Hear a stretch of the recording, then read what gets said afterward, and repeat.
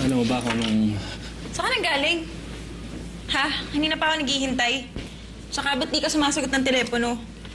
Sino ba kasama mo? Eh, di ba tigilan na muna natin yung giya na yan? Giya? Baka naman gusto mong malaman na kaya ako inumaga dahil na-hold up ako. Na-hold up ka? Saan? Okay ka lang ba?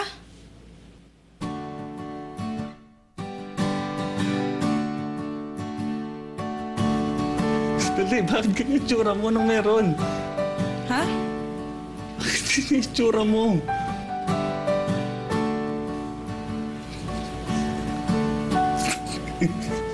Ba't ka natatawa? Wala. Hindi ako natatawa. Hindi kasi bakit na ba kasi nag-ayos ng ganyan? Ano ba meron? Ano ba okasyon? Hoy, ano nakain mo? Clara!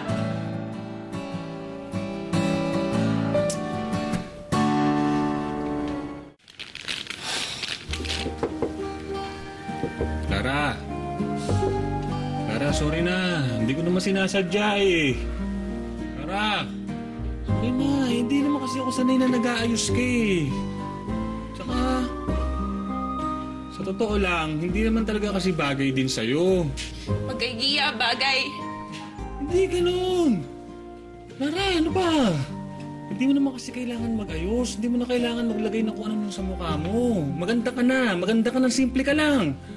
Tsaka Clara, ano ba? Sige na naman pag-aawayan natin. Pwede ba huwag tayo mag-aksaya ng oras dyan? Hirap na nga tayo sa buhay natin. Tapos ito, natagdagan pa natin yung problema.